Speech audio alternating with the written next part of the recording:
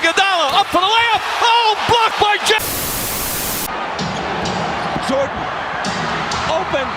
Chicago.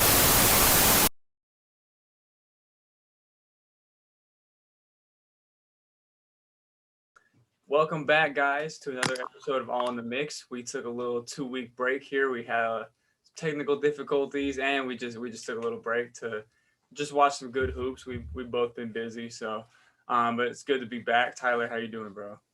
I'm doing good, Quinn. It's nice to be back. Yeah, it was a little nice break. It's cool. Yeah, that was a nice break, good break. What has been going on the past 2 weeks? The past 2 weeks, there was the Sweet 16, the Elite Eight, the Final Four, the National Championship, which was crazy. A lot of NBA stuff. So we're just gonna hop right into it. Tyler, let us know what happened in March Madness, man. All right. So the last time we left off, we were in the second round. So bear with me, guys. It's going to be a little bit of a road all the way to the Final Four in the National Championship, but here we go. So Monday's second round games started off with Oregon, the number 7 seed, handily beating Luka Garza, number 2 Iowa. The Ducks had their leader guard Chris Duarte go for 23 points, 7 assists, and 3 rebounds, as well as Will Richardson with 19 points, 7 assists, and 6 boards. This game was no contest. Oregon ran away with that game. Like me and Quinn discussed before, I think Iowa tried to press them. It didn't work. They just ran down the court, got dunks. It was easy. Luka had 36 points and 9 rebounds, and he was also the he won all the damn awards. He was the player of the year. He won like all the awards pretty much this year, regardless of how Iowa went. Him and Paige like swept all the awards. I think they won them all. Yeah, I'm pretty sure they did. Yeah, it was pretty crazy. So I guess it didn't matter that Iowa didn't really go like that far because it was just the Luka show. So then number 1 Gonzaga beat number 8 Oklahoma 87-71. With another dominant performance by the Zags. Drew Timme had 30 points, 13 rebounds, and 4 assists. Joel Ayayi had 12 points and 8 rebounds as well. The mustache. Yeah, no, bro. He does that little, bro. The mustache. Yeah, it's cool. I like that. And then Austin Reeves, who we've talked about before a couple times in past episodes, he did everything he could in that loss for Oklahoma. He had 27 points in it. Moving on, in a dominant performance, number 11 UCLA beat number 14 Abilene Christian.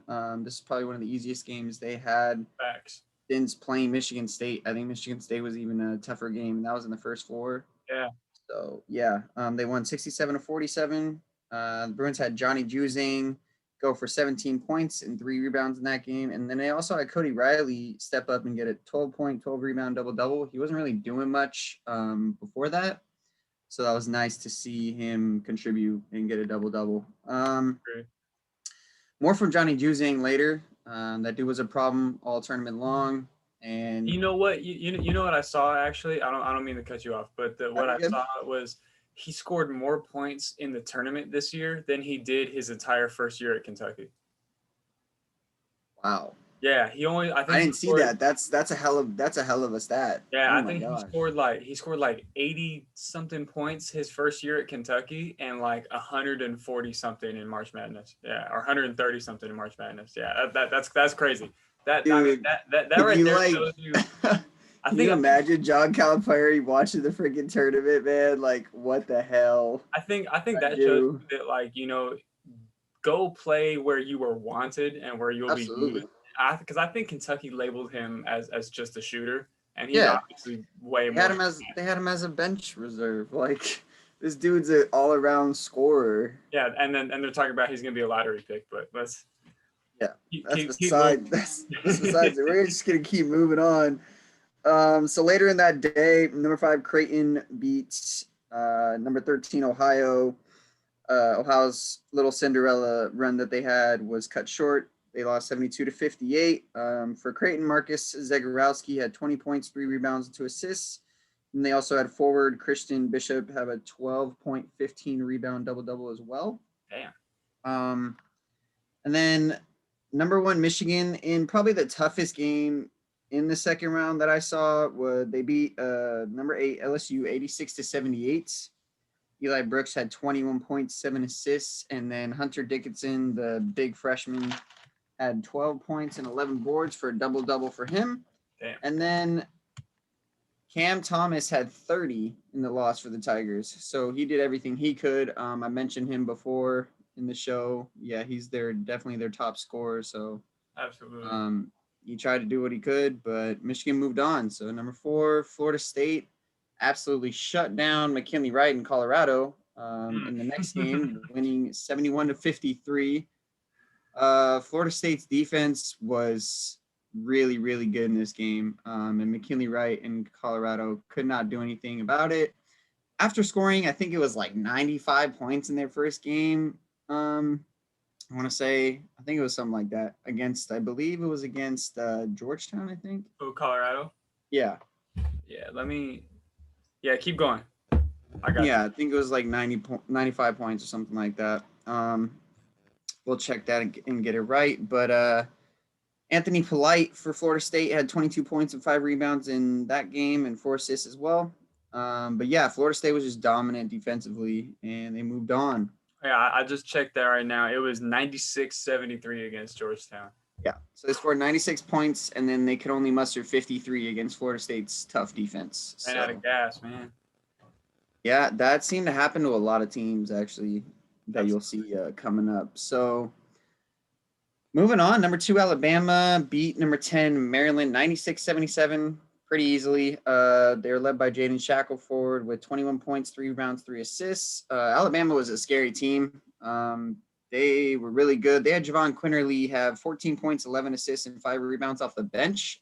He didn't even start, which was crazy because me and you both thought he did start, and apparently he comes off the bench for a number 2 seed Bama team that is just really, really good. Yeah, that Alabama team is just really, really good, man. I think next year they're probably going to be even better. Hopefully they bring in some more guys. And if they bring in more guys, it's just they need like one more big or something. And it's going to be scary over there in the SEC. They have guards for real. Number 6, USC absolutely destroyed number 3, Kansas, 85-51 in the last game of the second round. Crazy. That game was gross. I literally watched like the recording of that game, and I was like, "Why am I watching this?" It was. I honestly thought it was going to end up being the other way around, and I was watching the game, and the score was just like going like this, and I was like, "Nah, let me cut this off." Yep. Yeah, I thought Kansas was good. I didn't know USC was that dominant, and they really showed it. The Mobley brother that actually stood out more in the tournament to me was Isaiah Mobley. Evan Mobley's talked about a ton, obviously, with the draft and everything. And Isaiah Mobley had 17 points and 8 rebounds in that game. And Evan Mobley had 10 points and 13 rebounds. So they both combined, I mean, they're great together. But I think Isaiah Mobley was the one that really stepped up during March Madness.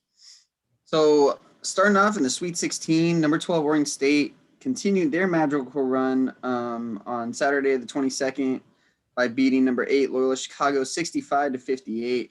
This game was really sloppy. Neither team played very well. Me and Quinn were texting back and forth actually about this game because it was just. I remember I had turned the game on. It had been like the first. It was like it had been 8 minutes already, and the score was like 3-0. I was like, dude, what the fuck is this? Yeah, it was like the 8-minute mark, and it was like it was like I don't know. I think it was like 13-6 or something like that. Yeah, it was like it was very, very slow start, sloppy, not played very well in the first half, and then the Beavers.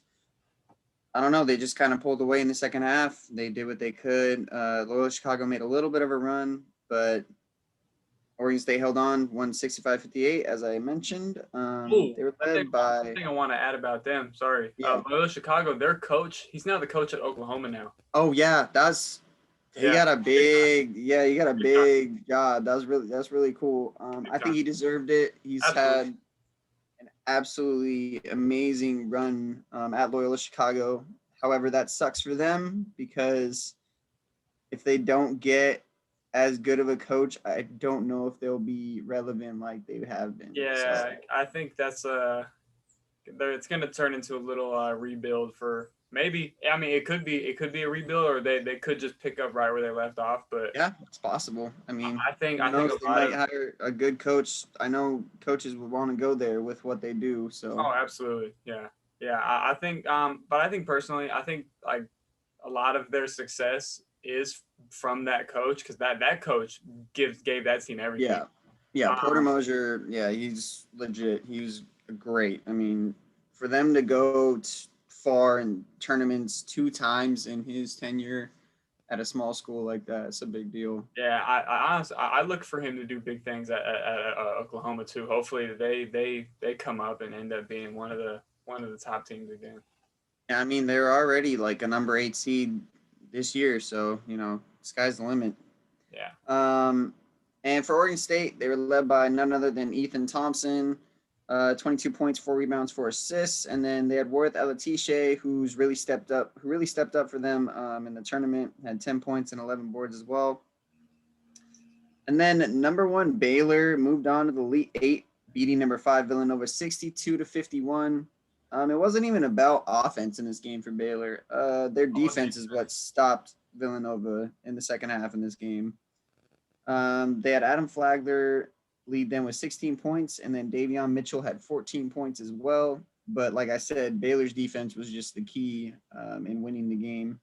Yeah. At the end, they were getting a bunch of steals and turnovers, and so Had a bunch of dogs over there, man. Yeah, their defense was dominant, and you'll see in a little while just exactly why.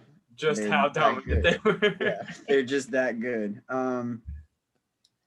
So moving on, after that game, number 3 Arkansas won on a very late jumper by Devontae Davis to get by number 15 Oral Roberts. Oral Roberts had a hell of a run. I mean, geez, they made it to the Sweet 16. What more can you say about them? They had 2 of the top scorers in the tournament. They lost 72-70, though. Like I said, Jalen Tate led the Razorbacks with 22 points, 6 assists. And then Justin Smith had a 12-point, 14 rebound double-double. And then Max Abmas, who I think is definitely one of the best scorers in the country. Facts. He had 25 points on the loss. I think he had like 25 plus point in every game, I want to say. So yeah, he was really fun to watch. Hell of a run by Oral Roberts. And then number 2, Houston was not fazed at all by number 11 Syracuse's zone defense. And they played great defense of their own. They limited Buddy Boeheim, who was going crazy before that. They shut him down. He had 12 points. I think he went like 1 for 9 or something from 3. It was something like that. Yeah, some really bad like stat. Come on, buddy. They caused him to have problems.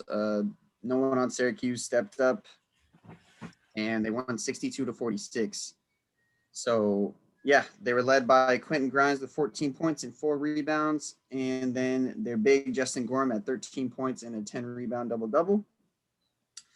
So Houston moved on to the Elite 8, and number 1 Gonzaga had another dominant win. I don't even think I need to talk about this. They beat Creighton 83-65. Gonzaga was they dominated pretty much every game they played for the most part. And you'll continue to see exactly why. Then we had number 11 seed UCLA in a crazy game upset the 2 seed Alabama and went overtime. They won 88-78. This game really started an incredible run for the Bruins. The reason the game went overtime is because Alabama had a guy come off the bench. Alex Reese hit a clutch. Shit was tough. Yeah. I had tough feelings about that because I think UCLA could have stepped up more. They kind of let him get the shot off. He was pretty open. Oh yeah. Great shot. It was deep. So he sent it to overtime, and then UCLA was not fazed by that. I thought it was going to be an interesting start to OT, but we came right out. I think we went up 5-0 run to start with Tiger Campbell getting that steal, taking it for a layup, and never looked back. They won 88-78, and this is really the game I think that started off the incredible run that the Bruins are going to have. You guys are going to see just in a second. And then the last game of the Sweet 16, In the Pac-12 battle, number 6 USC beat number 7 Oregon 82-68. This game was pretty dominant for USC. Oregon didn't seem like they had like the matchups or anything to really stop them. Yeah, I thought that game could have gone either way before it Yeah. started. I think me and you had talked about that. It If definitely, those teams match up, it could go either way, and one team could dominate the other. And I think that's exactly what happened. I think USC just jumped right on them right out the gate. So Yeah, they did. Oregon seemed like they did have a chance in that game, as you said, but UCLA or geez Louise, USC, USC really was just all over them. They couldn't stop the Mobleys. They couldn't. I mean, they had Isaiah White go for 22 points, who doesn't really do anything like that usually. So when someone else steps up like that, you're gonna get the win. So kicking off the Elite Eight, 2 seed Houston beat 12 Oregon State, ending their magical run that they had, 67-61. The Beavers had a hell of a Pac-12 tournament all the way to the NCAA tournament run. It was really fun to watch. I enjoyed watching Oregon State a lot. It was unbelievable. Did not expect that to happen. And so, yeah, but they were beat by Houston. Houston was led by Marcus Sasser with 20 points, and also Dejan Giroux had 10 points, 8 rebounds, and 8 assists in that game. And then the number 1 seed in the South, Baylor Bears, continued their dominant path, beating number 3 Arkansas 81-72. Baylor just looked, what can I say? I mean, they just look strong. Their defense is, they're just the better basketball team in every game that you see them play pretty much. And it shows. Their defense is impeccable, and they score a lot. They hit a lot of threes too. They hit a lot of threes. I think they shot like 46% in this game. I think at least 3 of their starting 5 can go. Like Mitchell, Butler, Vital, all those dudes can go. And then Flagler, Masio Teague. Yeah, I was gonna say then you got the guys on the bench, then you got the bigs. Like those dudes are just whew. Yeah, they have at least 8 or 9, maybe 10 like deep players, and they all can play, and they're all dogs. Super deep, yeah. Yeah. Masio Teague led the way in that game with 22 points. So Baylor moving on. And then in the West region, number 1 Gonzaga whacked number 6 USC 85-68 or 85-66. Got him out of there. Yeah. It's funny because going into this game, I was thinking, USC, they have a chance. Mobley's, I don't think Gonzaga really had anybody that could like guard them. That's what I was thinking coming in. Right.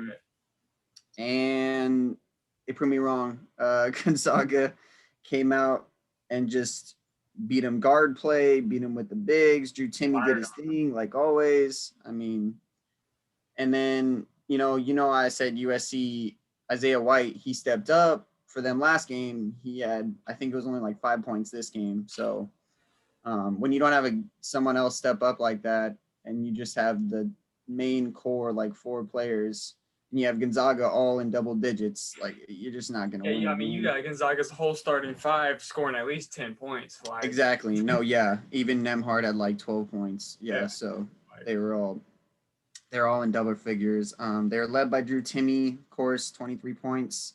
And then Jalen Suggs, who undoubtedly is probably their best player besides Drew Timme. I don't know who I would say is their best player. Those two are just combined absolutely I think those two are probably like 1A, 1B. And then the guy that's close second for me is I think his last name is Kispert. Corey Kispert. Yeah. He's nice. He disappeared sometimes in the tournament this year. I agree. I feel like it's not what I expected from him. I thought coming in he was going to be the guy because he was the first team AP All-American preseason. Not Drew Timme. He was second team. Yeah. And Jalen Suggs was first team as well. So like Jalen Suggs proved, but Corey Kispert kind of fell off here and there, but he did step up down the stretch at the end of the tournament.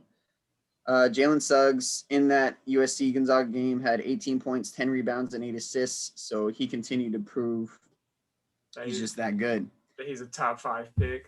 Yes, exactly.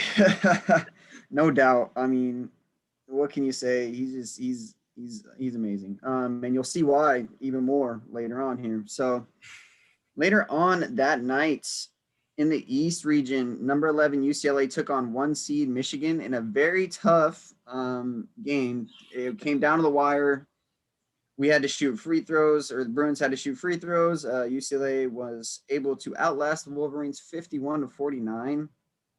Johnny Juzang had an outstanding first half. I'm pretty sure I think he went like 8 for 11 or something. It was something like that in the first half. He had 28 points, and he really just carried the Bruins because not everyone really stepped up in that game. Cody Riley had a double-double. Not bad, 14 points, 11 rebounds, but Johnny Juzang was the key guy in that game.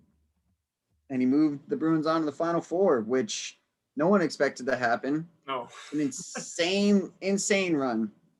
I couldn't believe it. I don't know how it happened. First four to the Final Four. I will say this. I will no longer be slandering UCLA on this podcast. We got Quinn to stop. Let's go. I'm done. I think honestly, even getting to the Sweet 16, I was like, you know what? Like they got it. Like I can't say shit else. Like my team didn't even make the tournament, so I can't really say nothing. So shout out to the Bruins for sure. They had a great run this year. And shout out to Nick Cronin too. Nick Cronin. Absolutely, Nick Cronin is amazing. Oh my gosh, great coach. Yeah. Hell of a coach. Me and my dad were so ecstatic when we hired him, and he produced. This is what all UCLA fans expect. This is what UCLA culture expects to happen, and this team is exactly what a Nick Cronin basketball team. It really is. Yeah, if you look at it, hard as hell. They play very, very hard. They go after everything, every loose ball. Jaime Jaquez is a Nick Cronin player. I mean, and they're not scared of anybody.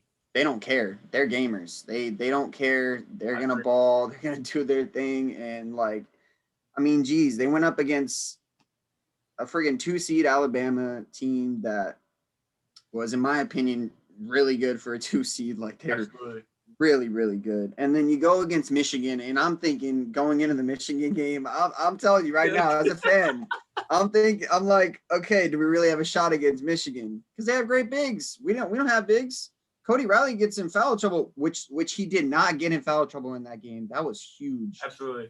He did not get in foul trouble. He played almost the entire game, got a double-double. Like, that was really big. It's crazy that he's UCLA's big, because at any other school, he'd be a small forward. He's a forward. Yeah. He's 6'8". 6'7", 6'8". So yeah. And he's going against those Michigan bigs, and those Michigan bigs are very big. Hunter Dickinson's huge. Franz Wagner's huge. I mean, they got a guy off the bench. Brandon Johns is good. Like, yeah, absolutely. They didn't have Livers. They still got really far without him. It could have been different, I think, for Michigan with him. They might have actually got past UCLA in this game, but got to hand it to UCLA. They pulled it out. 2-point victory, and they moved on to the Final Four. And to kick off the Final Four on Final Four Saturday, number 1 seed in the South, Baylor, completely dominated the 2 seed in the Midwest. That game wasn't even close. That game sucked. The people that I was watching it with were like, is there anything else to watch right now? And I was like, not really. Like, we can watch baseball or something, but like it was bad. It was a blowout. Baylor led end to end. There wasn't even a point where I saw Houston coming back. Like, they made little strides, but it wasn't like, oh yeah, no, they're not coming back. Yeah, I think Houston's run was nice. It was nice, but I thought going into that game, I was like, this game's not even going to be close. Like, because from what I had seen Houston play, they gave everything they had every single game. They did, yeah. Right when that game started, I was like, Baylor's gonna blow these dudes out. They were flat They were as a pancake. defense They was were bad. They couldn't make shots. Like it was just bad, and Baylor was hitting their shots, man. Baylor. Baylor's really good at hitting threes. Like we just can't keep talking about. I mean, can't stop talking about them like enough. I mean, Baylor, they were dominant, and it showed every game. This game, like I said, was a blowout. So they won 78-59. They were led by Jared Butler with 17 points, and then Davion Mitchell had a 12-point and 11-assist double-double. I like him a lot. He's great. I like him a lot. A lot of people are like, is he related to Donovan Mitchell? And I was like, no, he's not, but he wears the same number and he looks like him kind of a little bit. He looks like him. He plays like him. Number. They play the same. He dresses the same. Like, yep.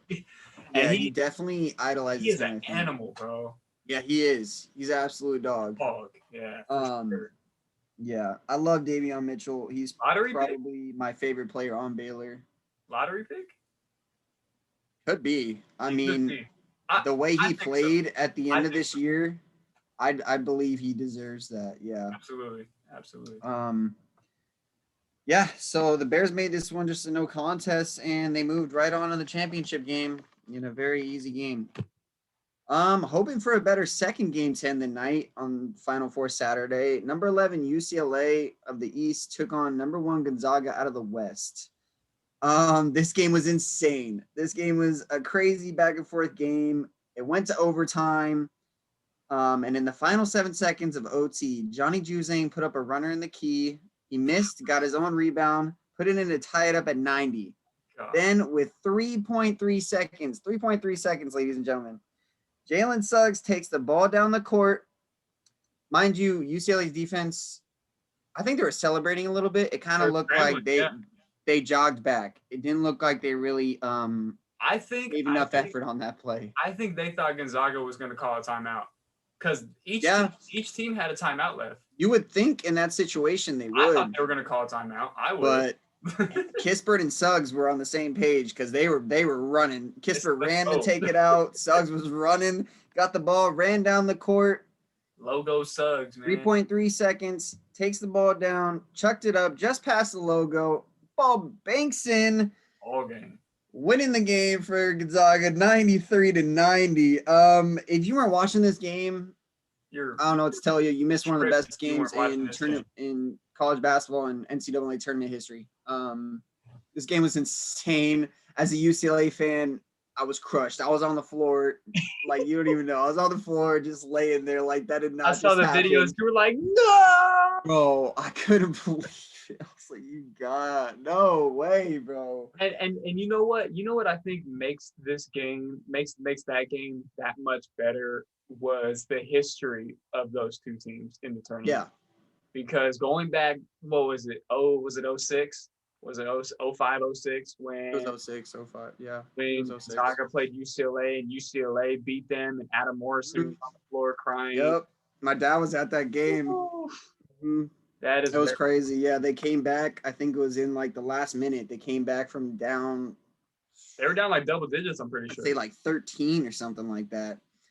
And obviously they had future NBA players on that team, but they were able to come back, beat them. Morrison crying, like he was supposed to be this amazing dude, didn't do crap in the NBA at all. Like, yeah, so the history of these teams, I mean, it's crazy. And that game was a special one. It was, I think, like in my opinion of games that I've seen in March Madness in our lifetime, yeah, I think that might be the best game that I've ever.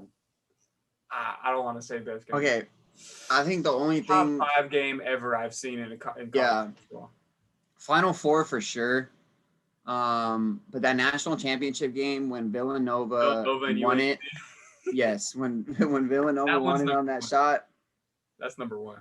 That was number 1. That was number 1 for me in my lifetime for sure. I only want to say number 1 just because it was a national championship. Right. If this Gonzaga UCLA game was a national championship, no question about it. A lot of people wished it was. because you guys will see why in just a second. God. So for the national championship, it was set up with Gonzaga and Baylor, both 1 seeds, about to fight it out, or were they? It was not much of a fight. I think Gonzaga, like we said before, they were one of the teams that used everything that they had in that UCLA game, I believe. Absolutely. It went to OT.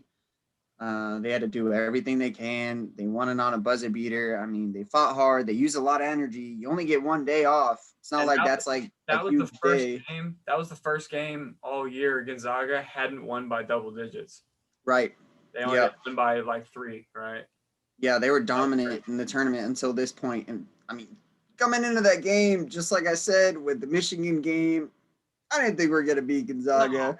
I didn't even think we'd be in the game with Gonzaga. No. I thought maybe we had a shot, maybe if Johnny Juzang did his thing, which he did. He had like 29 points in that game. Yeah. And yeah, but I don't know. I mean, they spent all their energy in that game. And Baylor didn't have to spend any energy in their Final Four game. It was easy for them. They didn't have to try. I'm pretty sure they sat their starters with like the last like 2 or 3 minutes left, at least, maybe more. And they came out and took it straight to Gonzaga. Right at the start of the game, they were hitting threes. They were hitting. They're turning them over. Jalen Suggs got 2 quick fouls, and that was big. Kisper didn't really do anything. Ayayi, who played really well against UCLA, didn't play well in that game. Yeah. Timmy didn't do as well as he had been. I think he only had like 12 points. Yeah, I think he got in foul trouble too, right? Yeah. Yeah, he did. They all did in the second half. It was getting bad. But yeah, Baylor was able to beat Gonzaga pretty handily, 86-70. And we're crowned the national championship.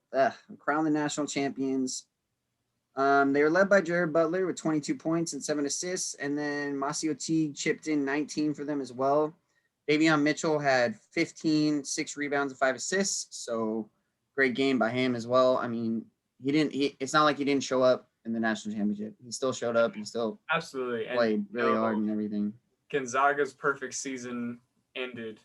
As I was about to say, the yes. National championship. That crushing defeat, it ruined the undefeated season that Gonzaga had going. They would have been one of very few teams to ever do that. And the first team since Indiana did it. I think I said it in a different episode. Yeah, it was I like think you said it the last episode. It was like 1975 or something. 1976, I think. Yeah, something like that. And you know, I think this game was insane to me. I think right off the jump, like you said, Baylor came in and just attacked them. And I think as soon as they struck Gonzaga and saw that, they were like, oh, they bleed like us too. Stepped right on their neck and never looked back. That game was just, I mean, because you see in games all the time, you know, teams will go up 15, 20 points and kind of put it in cruise control. They didn't put it up once. They don't do that. That's the one thing I realized with Baylor. They don't do that. They didn't do it against Houston. They don't do it. They're dogs. They stay dominant. They're going to keep pressing the throttle. Yeah, they don't stop. The whole game for sure. They're relentless. They just keep going. It doesn't matter who they bring in. Their bench is going to come in and do their thing. Like, it didn't matter. I mean, Gonzaga has a lot, but once you get past their starters, they don't have a ton of bench players that are that great. I think, I don't even know if this is a word, but I think Baylor, like, out-athleted them. You know what I'm saying? Yeah. Like, you know, you get what I'm saying? See that. I think, I don't want to say Gonzaga is just a bunch of white dudes who can't get up, because they can for sure. Yeah, they can. But that Baylor team was just unreal this year. Yeah, and keep in mind, a lot of people didn't even really know this either. Those teams were supposed to play each other in the regular season. They were. Yeah, it was canceled. It was postponed because of COVID. Yeah, because of COVID. So we would have known how this game would have went. Everyone would have known back then. Yep. They would have played. Yeah, you know. And Baylor's like we keep saying, Baylor's just an amazing basketball team. They came in as the underdog. They came in as the underdog in this game. And but it's crazy And that it showed that they knew they were the underdog because I don't know if you saw them when they were celebrating. My dad pointed this out and I noticed it too. They knew they won. They knew they knew from the start they were gonna win. They're like, oh, do not pick against us. Don't pick against the Baylor Bears, bro. They were saying it during the interviews and everything. They're like, they didn't pick us. Like, what's wrong with people? Yeah, I don't know what's wrong with people. I don't want to say I underestimated them. I just thought, Gonzaga's on this crazy run. Might as well They just hit a buzzer beater. Yeah, might as well cap it off with a perfect season, win the national championship. But it's March Madness. how it goes every year. It wouldn't be March Madness without a half-court buzzer beater. Without this was an insane March Madness. Yeah, it's insane. And Baylor people were talking shit about Baylor. They were a number 1 seed too. Exactly. They only lost. I was like, how are they that much of an underdog coming into this game? It's crazy. Like people were picking against them. Yeah. I had a bracket. Baylor went all the way. I actually won some money because of that. I had that bracket still. Yeah. I think every single one of my brackets I had Gonzaga winning. Oh yeah, see you gotta mix it up a little bit. Like I had Illinois and I was like, crap, Illinois is gone. And then I had Baylor, so yeah, it had a couple 1 seeds in there.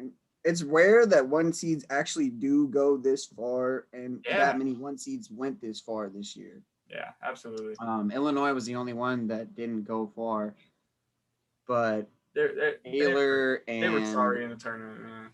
Yeah, they were sorry. Baylor, Michigan, and Gonzaga, all very good 1 seeds, all went to the Final Four. 2 of them went to the championship. That doesn't happen very often, and for a crazy March Madness that it was, Baylor deserved it. I mean, absolutely. I don't know what else to say. They knew that they were gonna win that game.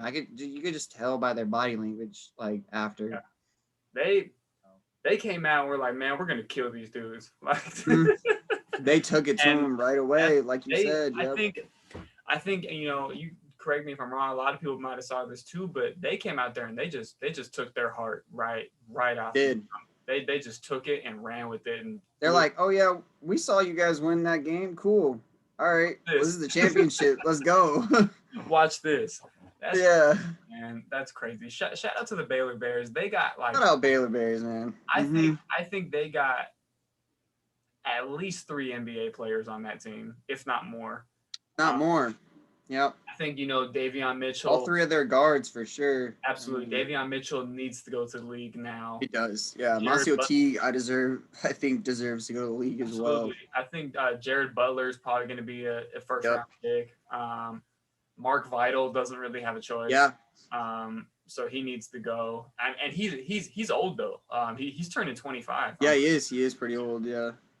So I think those 2, and then like you said, T is just those guys are great, man. Yeah, and watch out for Flagler next year. I mean, he had a lot of great games in this tournament, and is that the dude with the mullet?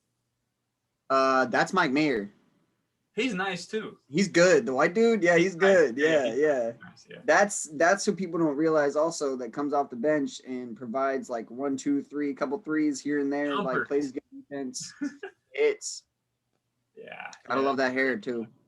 Hey, I think if they would have lost, he would have had to go ball or buzz that shit off, because that mullet was something crazy, man. His mullet. Dude, I know. His mullet, Timmy's mustache, like there was just so much going on. There was a lot of crazy hair stuff, yeah. So much going on. Wow. But, like we said again, shout out to the Baylor Bears. Shout out Baylor. Way to win. Shout out to that coach, too. That coach is a great coach every year. Scott Drew's awesome.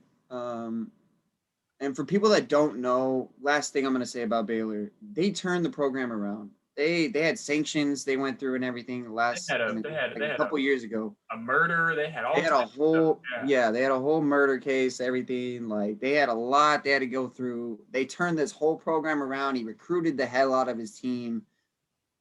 They did it. I mean, you can't say enough about a team like that.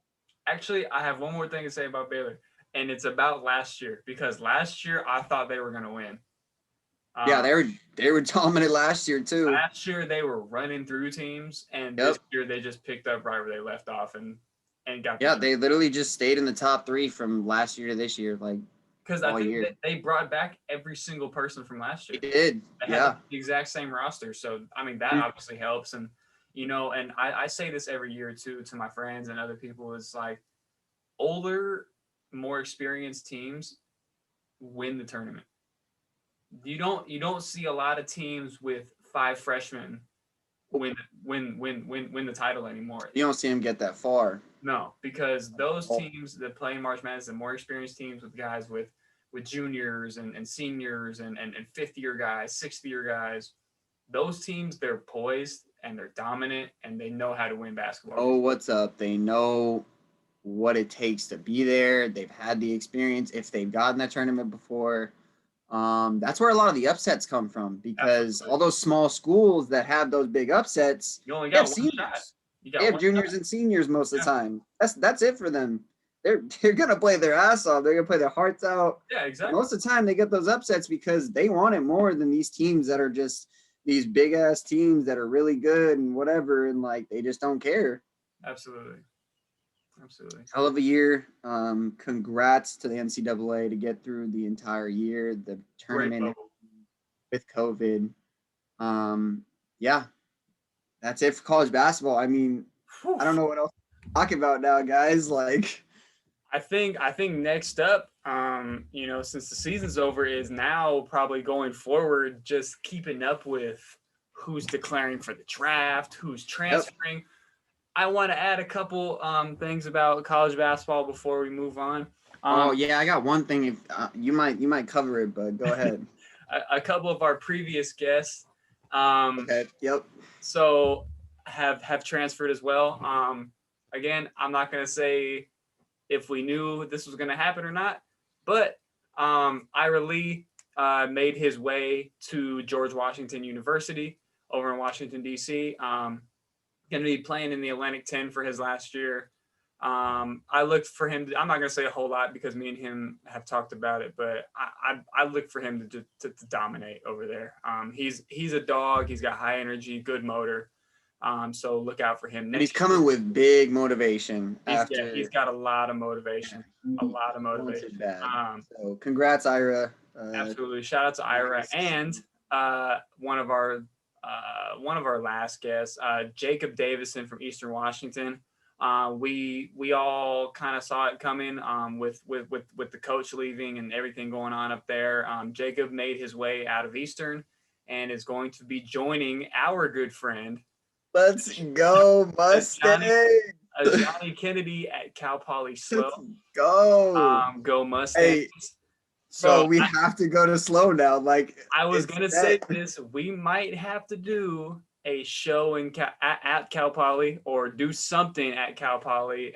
Yeah, bro, we should. Yes. Gotta check our guys out, man. We would definitely be there for some games. Absolutely. I think, Jacob and Ajani being back in the Big West, he's got a lot to prove. And I know Jacob sure as hell has a lot to prove too. Yeah. Hopefully he's going to be able to pick up where he left off last year, where he was dominating. But shout out to those guys. Guys, you got to check those guys out this year in the Big West. They're local guys and they'll be playing local now. So good for them. Great things for this upcoming year. Also, I would like to add that University of Arizona fired Sean Miller the other day. I don't have a lot of comments to say about that. I wasn't going to touch on it too much, but yeah. There's a lot of stuff going on over at Arizona the past couple of years, and me and my dad kind of saw this coming last year. But yeah, I thought it would happen last year as well. I was really shocked because I'm a UCLA fan, like obviously, so it's great to see like that happen. However, I feel for Arizona, like yeah. It sucks, but hopefully Sean Miller lands on his feet. I think Sean Miller, he's gonna find a job. He's gonna find a great coach. There's just a lot of things that they didn't do right there. Yeah, there's just you said it perfect. I was gonna say that kind of things happen when you. I don't want to say do things wrong, but when you don't go about things the way you're supposed to. Right way. And like I said, I don't know the full details of everything that went on over there, Right. but We cannot. Got him out of there. Hopefully Arizona will hand the keys over to somebody who will bring us back to dominance and hopefully get us back in the tournament. Help us, get us winning some games. Without the postseason ban that you guys actually self-inflicted on yourself, you guys were supposed to be a tournament team. Absolutely. Moving on to the NBA, there was a lot going on at the deadline, which was, I believe, 2 weeks ago. There was a lot happening. I'll just right off the bat, I'll just say I think the biggest and best deal so far, now looking back at it, is the Aaron Gordon trade, and I will get to that in a little bit. But I think the best player trade was Vucevic to the Bulls. I think they're definitely that team is different with him. Absolutely. Absolutely. I think, that they're trying to get Zach LaVine some help, hopefully try to entice him to stay. He's facilitating to him. Yeah, he's really playing with him. Yeah, I don't necessarily think it's going to work because they're still losing. So, yeah. Anyways, moving on. The Milwaukee Bucks and Drew Holiday agreed to a 4-year extension with the fourth year being a player option that is worth about $140 million. He said after it, yes, UCLA, shout out to Campbell Hall, also Drew Holiday. Drew Holiday said he's a Buck for life. Interesting comment. I think he means it because I think he's a loyal guy, and I think I think he definitely is. Yeah, I think they love him in Milwaukee. And also more than they did on the Pelicans. Absolutely, I thought they really loved him on the Pelicans, but yeah, y'all thought that. Fuck. But his incentives, which would be like defensive stuff, all-star games, would push his contract to about $160 million, which is wild. This was a very interesting and a bold move, I think. Very bold move by the Bucks. Very bold move by the Bucks. I think this is them. I mean, Giannis obviously signed his extension as well. They want to secure who they think is their big three or their big lineup, starting lineup. They got Drew, they got Middleton, and obviously Giannis. This was a very interesting move. When I saw the notification, I was like, wait, what? I know. When I saw it too, I was like 140 million. And don't get me wrong. He just came off a stretch where he had crazy numbers in the last week right before he got signed. Dominating for sure. Yeah. And I think he's worth every penny of it, obviously. I love Drew Holiday, so yeah. Yeah, Drew Holiday's one of my favorite players. Just gets it done both sides of the ball. But I was like, wow, Milwaukee gave it all to him. So I think they're thinking, we're gonna build around Drew and Giannis and Middleton, and I don't know. They haven't won shit yet. So if they do, shout out to them. But shout out to Drew Holiday. Go get your fucking money, man. Yeah. Moving on from that, the Warriors president, Rick Welts, he announced he's going to be stepping down at the end of the year. He's been with the team for a little over 10 seasons. It was really, that really thrilled me. I did not know that. Dang. Yeah, it's his 46th season in the NBA, working in the NBA. He started off as a ball boy for the Supersonics in the 70s or something like that. Then he was with Phoenix and obviously Golden State. He's not fully going to be away from the team. He's going to remain as an advisor. But just that power position, he's going to be stepping down and letting somebody else handle that. Good for him. He's won a couple titles with the Warriors. Shout out to Rick Welts. Great job over there, man. Pau Gasol finally played his first game in over 2 years this past Friday night, returning to FC Barcelona, where he began his professional career 20 years ago. 20 years ago. He started in the EuroLeague game against Bayern Munich. He scored 9 points and grabbed 4 rebounds in just about 13 minutes. Pau Gasol always has a special place. Absolutely. Being a Lakers fan, being a Kobe fan, and knowing his relationship with Kobe, just that really makes me happy because I thought he was done. But I think I don't want to speak for him, or this might be totally wrong, but I think Kobe's passing might have motivated him a little bit to want to give something back to the game. I think that's a good inference. Yeah, I Yeah, and believe that shout that out, probably shout did have out to something. Gasol. He's one of the best, one of the best bigs to ever do it. An amazing human, also. I Lakers mean, Lakers need to retire that damn jersey already. yeah. They need to hop on it as soon as he's done playing, because he could Who make, knows when that is now? yeah, who knows, because he's like 42, so Yeah, he still wants to play. That's awesome. good for him. So that pretty much wraps up the news. There was some injuries and whatnot, like Patrick Beverly broke his hand, James Wiseman got hurt again yesterday. Just a lot of like nagging stuff going on. Moving on to the transactions post deadline. A lot of people have been getting 10 days, been getting 2 ways. I highlighted the ones that I thought were somewhat meaningful, because there was just a lot of random people getting 10 days, and I was like, Yeah. doesn't really mean shit. You're signing to the Raptors for 10 days. Who cares? Yeah. The Spurs signed Gorgie Jang for the rest of the season. I thought he was in Memphis still. I thought he was in Memphis also. I was just gonna say that. I was like, wasn't he Yeah. still with the Grizzlies? But I think they did that obviously to fill the void of LaMarcus Aldridge, Yeah. making his way to the Brooklyn Nets. The Bucks signed Jeff Teague for the rest of the year. That gives them some more depth at point guard. That's a good little backup spot. Yeah, That is because I Drew think Holiday that's does take good. rest days off and stuff. Absolutely, and I think Jeff Teague, he's a solid vet, good player. So, and I think that move, Boston waiving him was kind of them saying Peyton Pritchard's our backup. Our backup, yeah. Yeah, and Peyton Pritchard's having a hell of a year. Shout out to him as well. There was only 10-day contracts that I highlighted because I was like, wow, that's interesting. The Pelicans signed Isaiah Thomas to a 10-day. Thomas back in the league. It's Isaiah nice to Thomas see. is back in the league. Slow grind. Hopefully, he gets a rest of the year deal eventually, and I think he'll fit in with that Pelicans team. Already played 2 games. Yeah, I mean he's playing all right, and I mean sign him to the rest of the season. Why not? Why not? Yeah. What do they get? What do they got to lose? Exactly. What would he lose? Yeah. Especially with Lonzo being out like so often, it seems like he's always out. Oh, yeah, for sure. Also, the Clippers, they signed DeMarcus Cousins to a 10-day, which I thought was interesting. Good for DeMarcus Cousins. Yeah. He deserves to be on a team. He's been through a lot of shit these past couple of years, and it's really nice to see him to be a part of a team, even though it is our little cross locker room rivals. Literally, yeah. It's good to see that our JV team is making moves, getting guys. Good for them.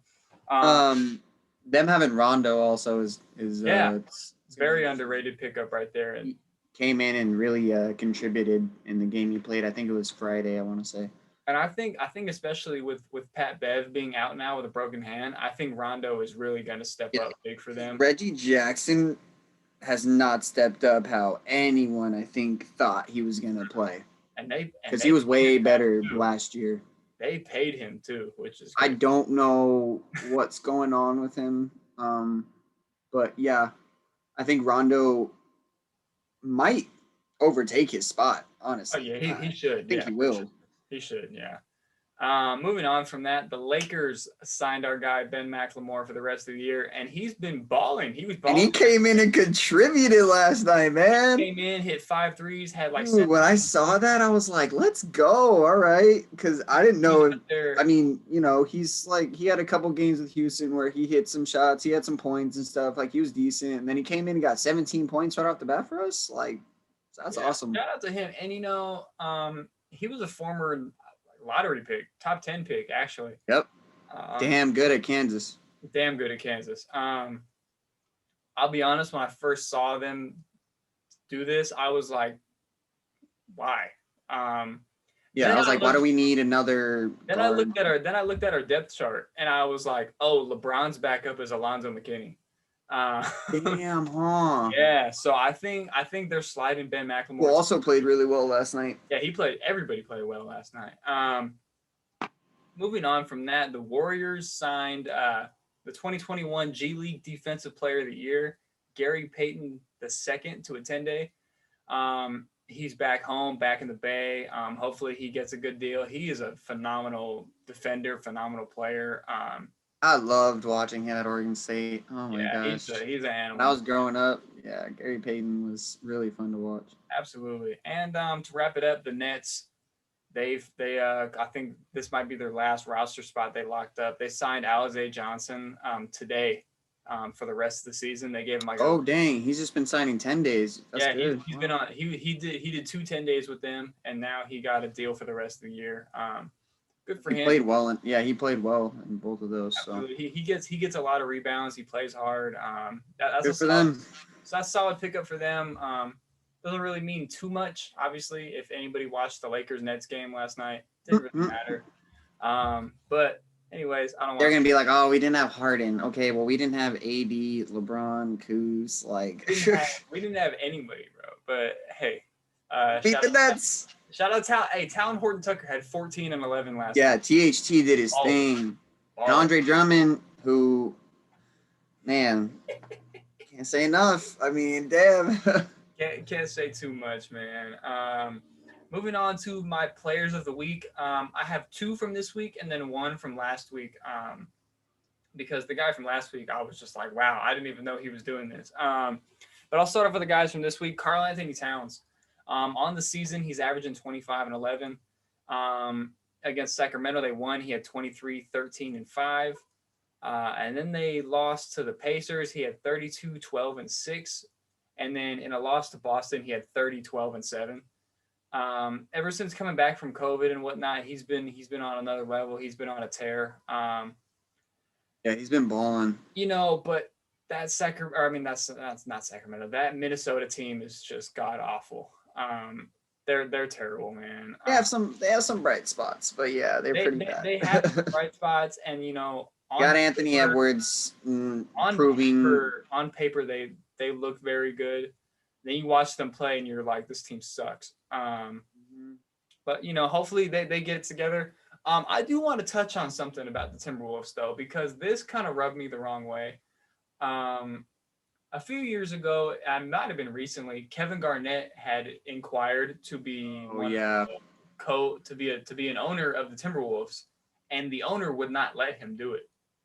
And then yesterday, they're gonna sell the team to Alex Rodriguez, A-Rod, who was a baseball player, who is a fucking baseball player. And I know he's a big time investor now, and he does a lot of things. He's on that show Shark Tank a lot, and he's an investor, and his best friend's a billionaire, and I get it. I understand. Yeah, I'm like, okay. But the fact they have the money. The fact that Kevin Garnett, when he came to that team, they weren't worth shit. He poured his blood, sweat, tears, he was everything into that team, man. He took them to the Western Conference Finals. People only knew about the Timberwolves because of KG, honestly. And that's my point. And so even in 2007, when he left to go to Boston, that team was worth over $1 billion after he left. And when he got there, it was like maybe $100 million when he got there. The difference. And then you're not going to let this guy be a part of that. I think that's fucked up. Yeah. That was crap. Yeah, I don't necessarily agree with Alex Rodriguez being an owner of basketball team. But yeah. But I guess part of that deal is that they're also going to own the Minnesota Lynx too, the WNBA team, which is cool. WNBA needs more money, and obviously they're going to be throwing more money in there. But I just had to say that because I thought, my first disrespectful. My first thought, I was like, oh, that's cool, A-Rod by the Timberwolves, and then I was like, wait, hold on. Wait, didn't Kevin Garnett want to? I was like, Kevin Garnett wanted in on that, and they told him no. I don't have too much to say because there's a lot of politics and things like that, and people are going to do what they do. So weird. Yeah. I mean, that's a total. I think baseball players, although I can't really say this because LeBron is in the Boston Red Sox organization now, obviously, and wants to be part of that. But baseball players, even though that contradicts my point, that I'm going to say baseball players should stick to owning baseball teams like Derek Jeter does, and others do. And I didn't necessarily agree with LeBron being part owner of the Red Sox either. No, I think it's weird. I thought it was a cool move for him. Yeah, it's cool to be part of it. Yeah, but this whole A-Rod thing really that shit pissed me off. Anyway, moving on. Zion Williamson. Let's talk about Zion, man. Zion Williamson is just he's a man child. Oh my gosh, bro. He's running up on being, oh my God, this is gonna be a hot take. One of the most dominant players ever. And I know it's his second year. It's only his second year. He still has a lot to prove, I think, in my eyes, and probably the dude has the highest field goal percentage in his second year, though. Like, that's so crazy. 100%. But obviously, I mean, like we both say, it's only his second year, but the way he dominates people is unreal. It doesn't matter. He ragdolls grown men. It doesn't matter. Like, big ass centers doesn't matter. Big dudes, buff as hell, bro. Like, built 280. He's got a better handle than I think LeBron did, or than LeBron does now. He's got the dominance of Shaq. He's just moving people out the way. Starting to shoot threes here and there. Starting to shoot.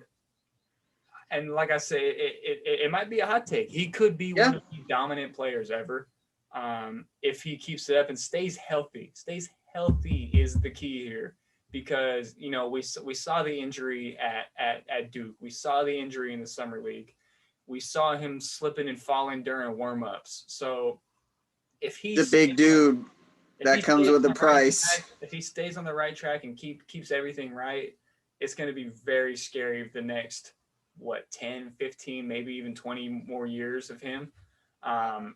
He's just an animal.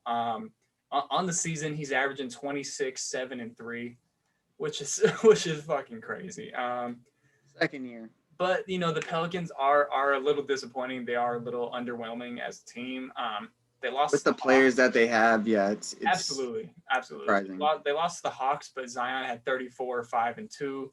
They lost to Brooklyn. He had 16, 4, and 6. And then they beat Philly, and he had 37 points, 15 rebounds, and 8 assists.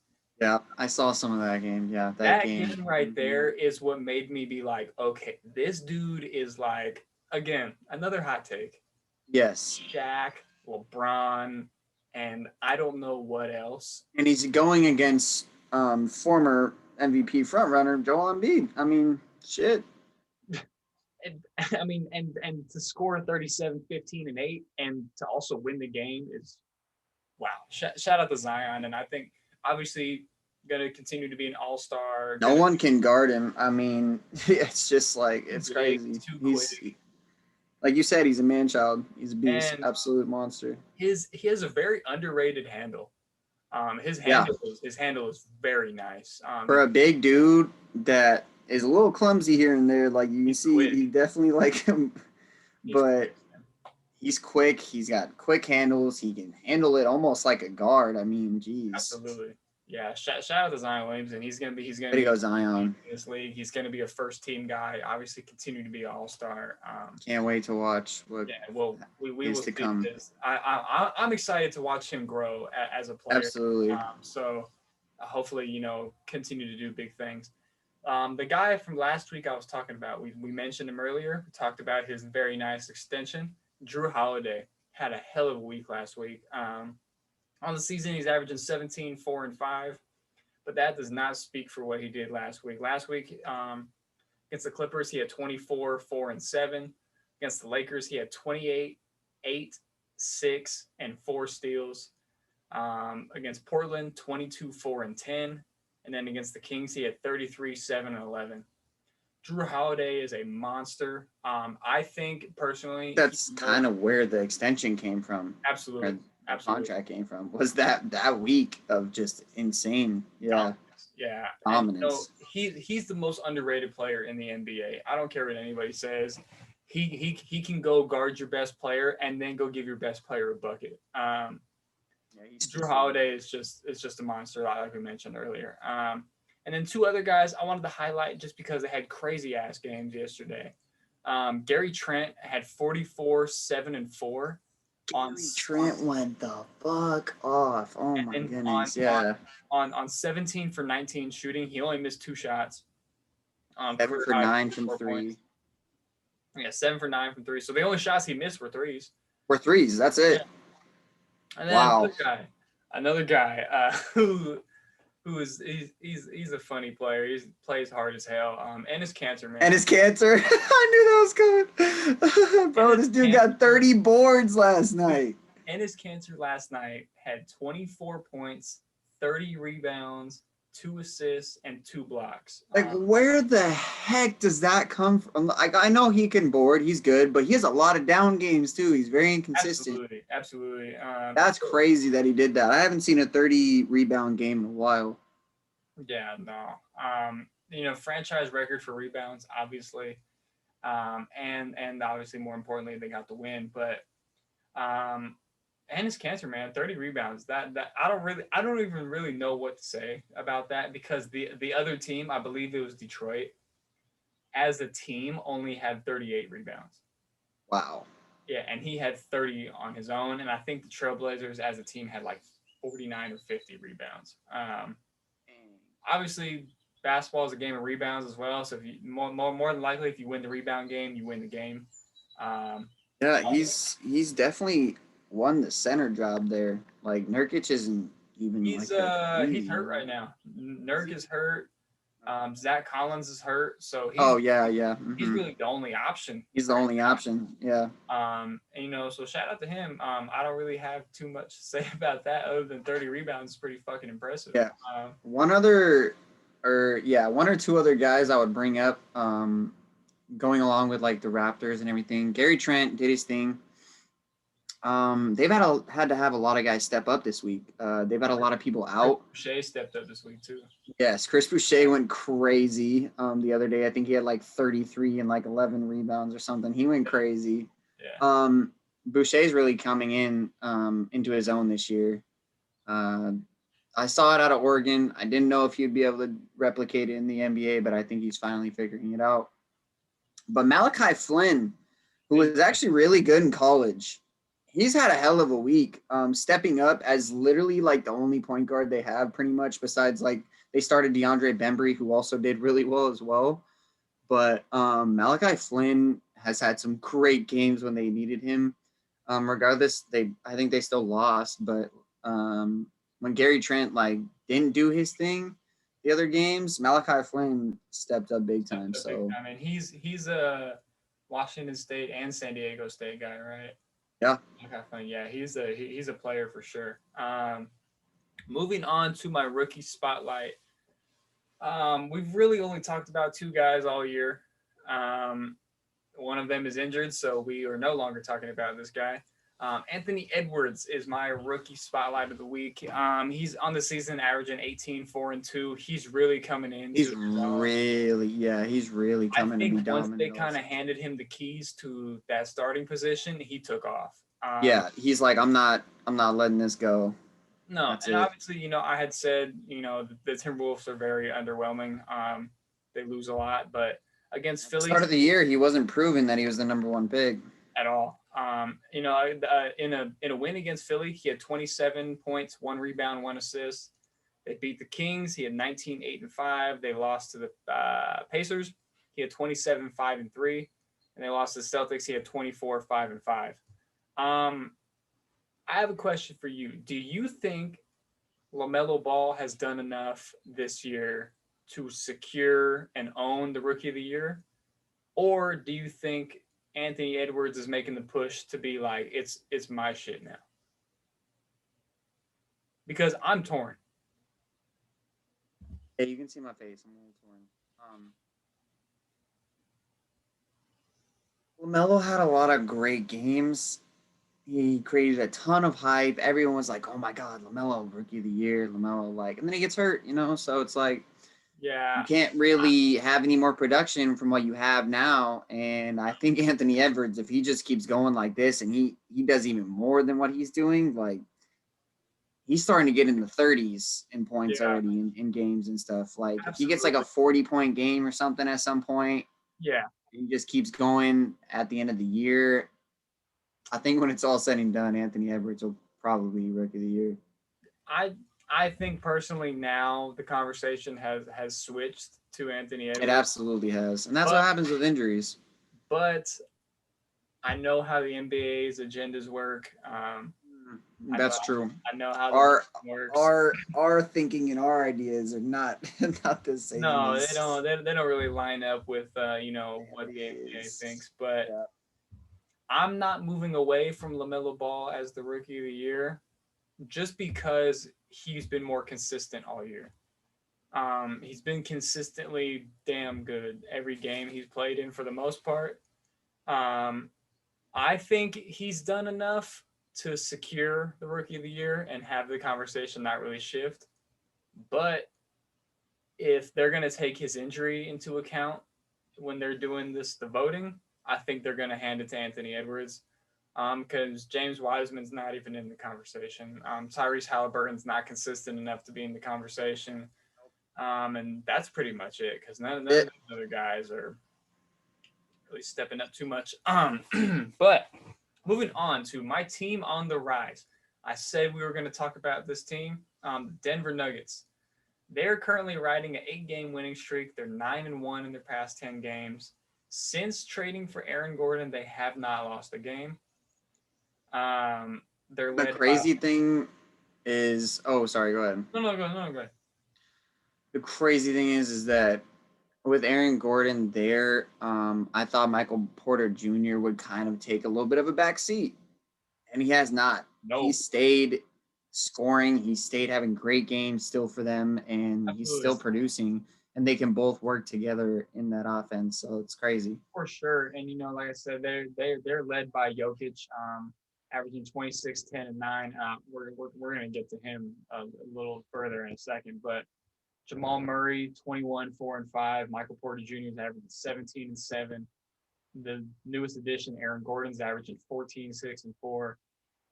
They're a damn good basketball team, and I know Aaron Gordon said this is the easiest he's ever had in the NBA. They're just dunking it down to him, and he's dunking that bitch. So good for him. I think the Nuggets will have another great year, maybe a solid run in the playoffs.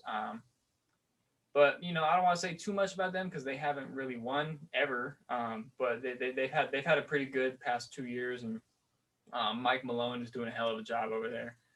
So shout out to them. Denver Nuggets are a team to watch for sure. They're very exciting. They're very fun to watch. Absolutely, yeah. They play great D too. One thing, just another segment to add, just because we are going into the final stretch of the regular season. I want to talk about the NBA award race one more time before we head in to the last of the year.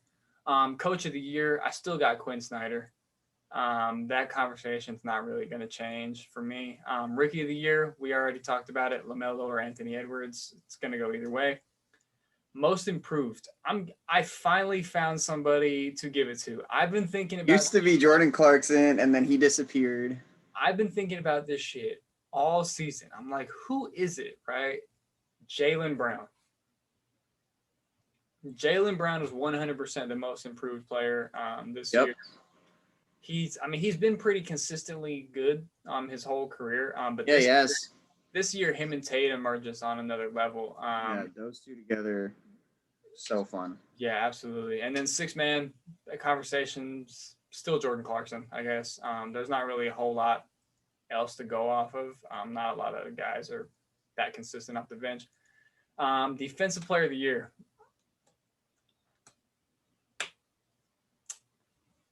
Tough. I've been reading a lot. I've been looking at the analytics and kind of what the people that vote look at. If you want to look at that stuff, it tells you Giannis or Rudy Gobert, right? If you watch basketball, if you actually watch the game, which I think people should, especially people that are voting on these things, I think you should watch some games. I'm going with Ben Simmons or Joel Embiid. I'm rocking with Ben Simmons just because, why not give the kid an award, man? Why not? So I think Ben Simmons is Defensive Player of the Year. Doc Rivers said he can guard anybody. He thinks he can. I think I brought it up in a different episode. The only thing I have on him not being a good defender is De'Aaron Fox absolutely destroyed him. Fried his ass. Yeah. So De'Aaron Fox fries everyone though. So absolutely. Yeah. Enough said on that. But yeah, Ben Simmons deserves it. Sure. Yeah. Absolutely. Give him Absolutely. The big one, the most valuable player. This conversation has been pretty dog shit the past few years. It's kind of like an agenda based award now. I thought, I'm it's switched a lot this year. I'm still gonna stick with Damian Lillard just because I don't want to keep switching who I think the MVP is.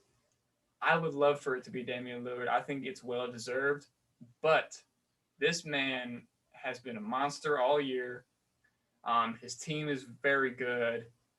Nikola Jokic, man. Nikola Jokic, I think right now, without a doubt, is the MVP.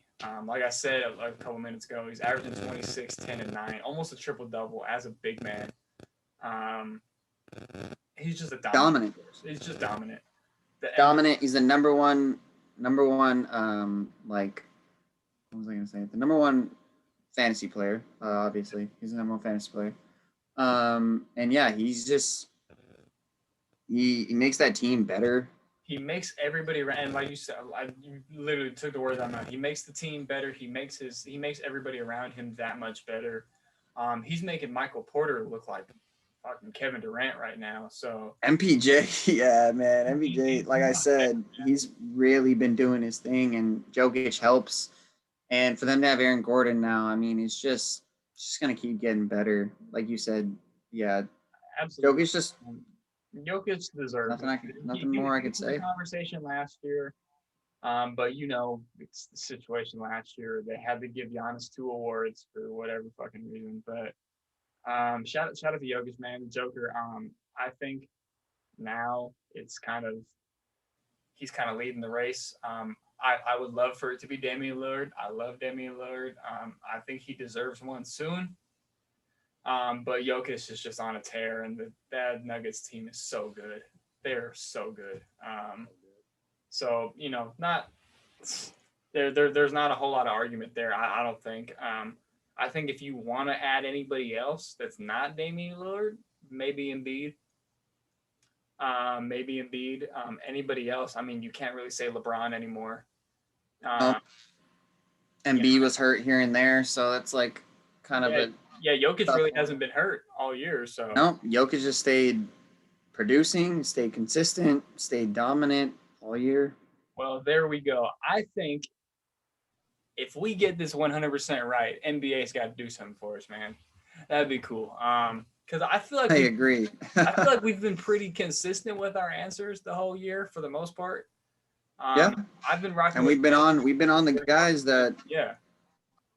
Yeah, for sure. I mean, I've been rocking with Ben Simmons, Clarkson, Quinn Snyder, LaMelo Ball. I've been rocking with them all year. But hopefully, this pans out the way we think it should. But if it doesn't, agendas are agendas. So, what are you going to do? Right. So that wraps up episode 11 of On the Mix. After a little 2-week hiatus there, we are back. We are back in the mix, no pun intended. So thank you guys for coming back to another episode of On the Mix. Next week, we will be having one of my best friends, someone who's like a brother to me. What else can I say? One of the godparents to my son, Nigel Jones of Cypress College. Hell of a guy, hell of an athlete. So he'll be on to talk about, this little season they had this year for Cypress, everything he's got going on and his life. So stay tuned for that. It'll be another dope episode, and this episode will be out when you see it. So thank you guys. Have a good one. Don't forget to like, comment, and subscribe. I said don't forget to like, comment, and subscribe. All in the mix, all in the mix. Talk to me nice, all in the mix.